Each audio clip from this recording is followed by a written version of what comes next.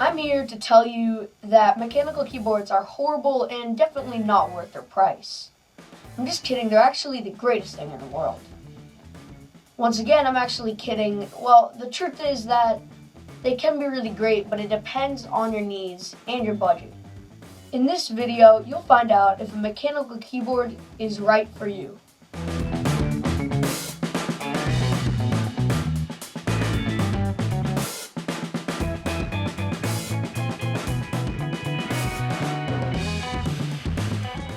The mechanical keyboard switch type is what determines the feel and sound of when you click the key.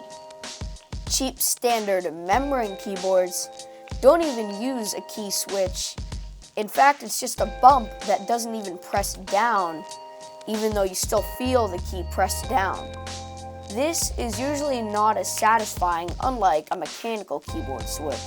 There are many different kinds of mechanical keyboard switch types. The most common kind are Cherry MX switches. Before I start explaining about switch types, it's probably important to know what the actuation point of a key is. The actuation point in the key switch is where the key that is pressed is activated and sends a signal to the computer.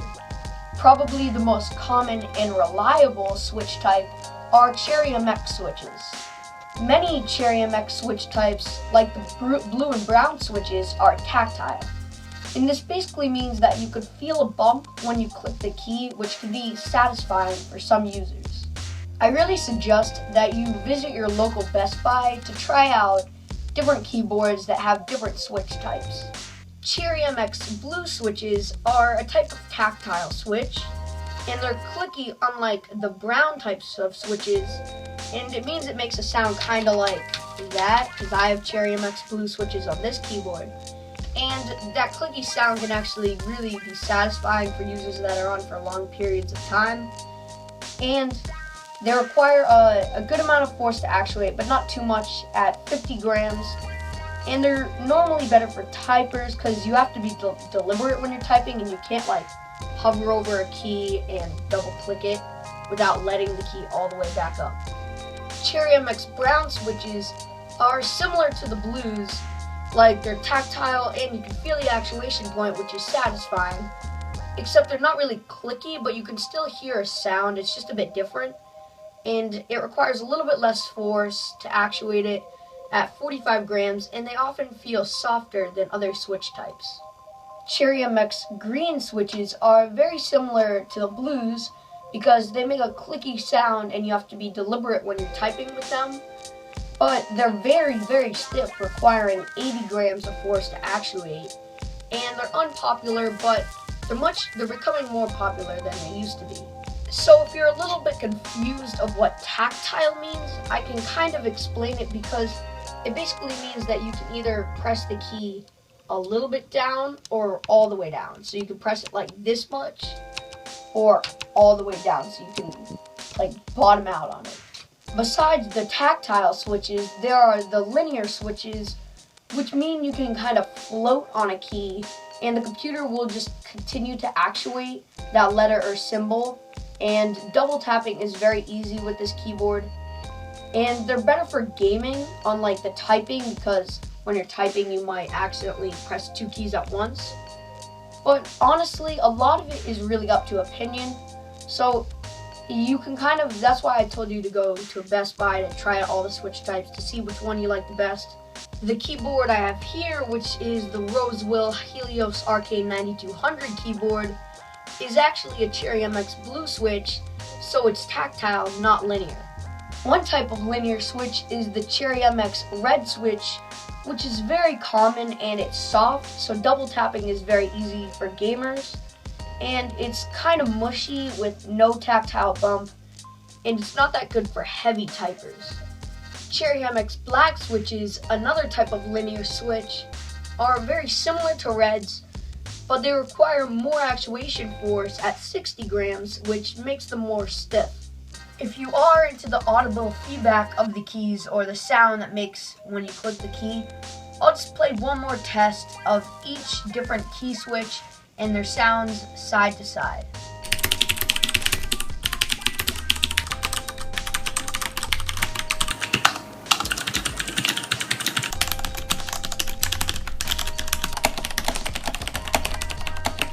When Cherry's patent expired on their key switches, Kale and other companies from other places took advantage and basically copied Cherry MX switches. Kale created switches that are much like Cherry MX switches that use the same colors, but they're not as reliable and they don't last as long. However, they're more affordable since they are made in China and they're not as reliable. An example of a keyboard that uses Kale switches is the Poseidon Z, which is a cheaper keyboard that feels much like Cherry MX Blue switches. I actually tried out this keyboard and it feels very similar to the keyboard I own now. Razer, a very popular mechanical keyboard manufacturer, has their own green, which are clicky switches, and orange, which are non-clicky mechanical keyboard switches, which are made for gaming. An example of a keyboard that uses both of these switches is the Razer Black Widow 2014, even though this video is made in 2015.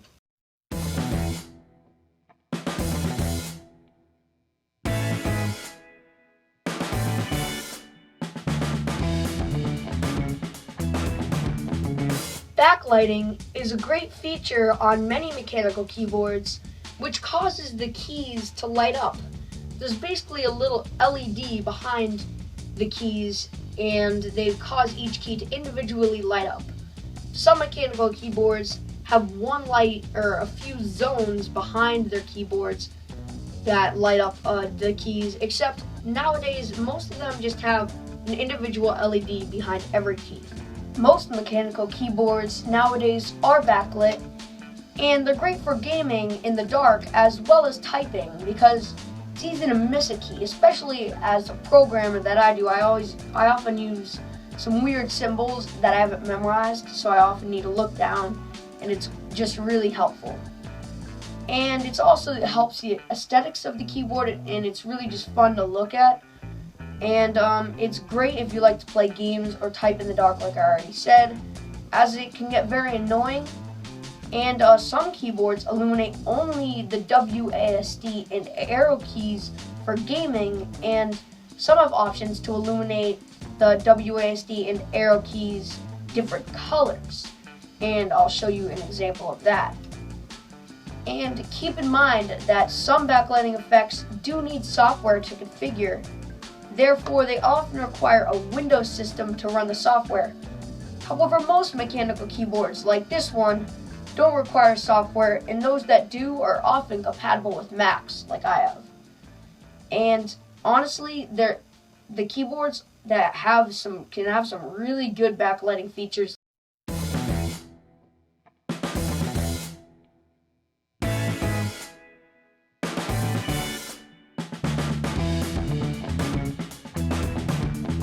Yes, ultra mechanical keyboards are definitely a bit pricey compared to the standard cheap membrane keyboard. The cheaper mechanical keyboards usually aren't backlit. For example, the Razer Black Widow Tournament Edition, which is 10 keyless, which I think in some places you can get it at as low as $65. However, there are some cheap mechanical keyboards that are backlit that are around $70 to $90, such as the Poseidon Z mechanical keyboard, which has the Kale switches, which I mentioned earlier. However, that keyboard, I was actually gonna get it because it has a 5-year warranty, but I ended up getting this. And also the Roswell Helios RK 9000 and 9200 series, which I have right here. And also the Razer Black Widow Ultimate 2014, which have actually been very cheap on Amazon lately, so you're guaranteed to find those ones at Best Buy, so you should probably try those out, and who knows, maybe you'll like them. And there are many mid-range to higher priced mechanical keyboards, such as the Corsair K65 and K70, the Ducky Shine 3 and 4, well, the 4 is pretty new, and the Dash Keyboard series, the Razer Black Widow Chroma Edition, which has great backlighting, by the way, and many others.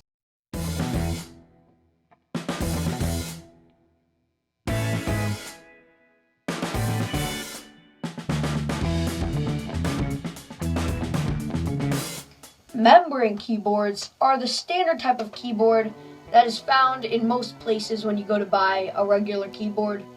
But the construction is poorer than a mechanical keyboard most of the time.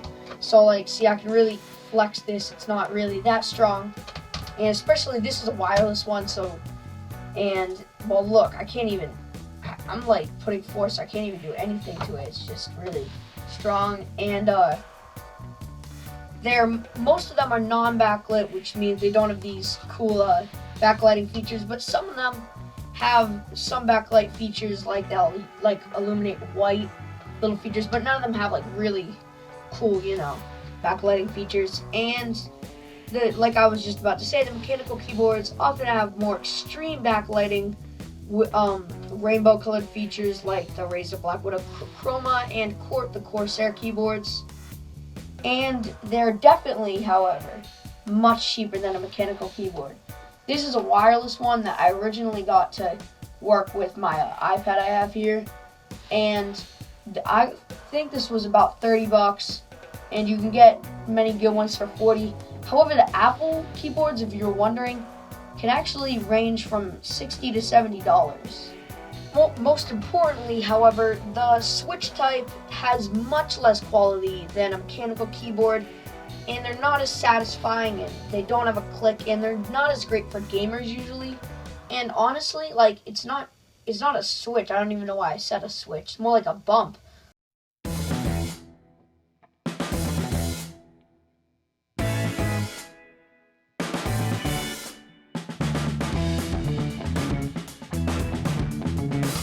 Although this may not be necessary, if any of you guys are wondering, I am going to try out a speed test. I'm going to do 3 trials for each keyboard to see how fast I can type with each of the different types of keyboard. And I promise I'm going to type as fast as I can with both of the keyboards.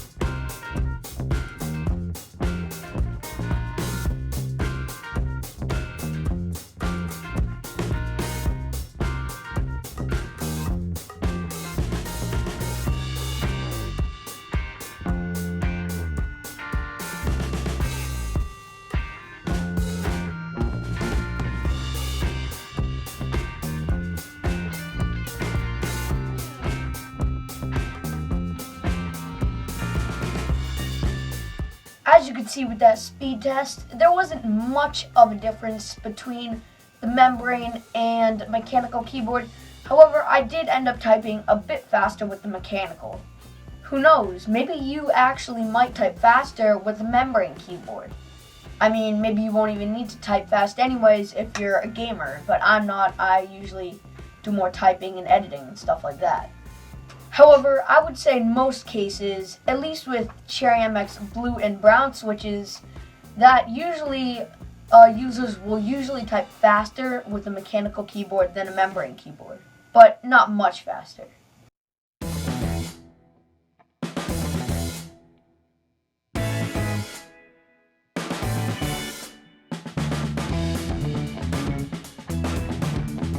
Much of whether to decide to buy a mechanical keyboard or not is down to personal opinion. If you're using a mechanical keyboard very often anyways, perhaps maybe over an hour a day, then it's probably worth the price for you since you're always typing. And they also seem to be more comfortable and less straining to your wrists than membrane keyboards. However, I haven't seen this to be too much true. Like, this keyboard has like a stand, so they're more ergonomic for your wrists. And membrane keyboards still will work completely fine, but mechanical keyboards just feel like much higher quality.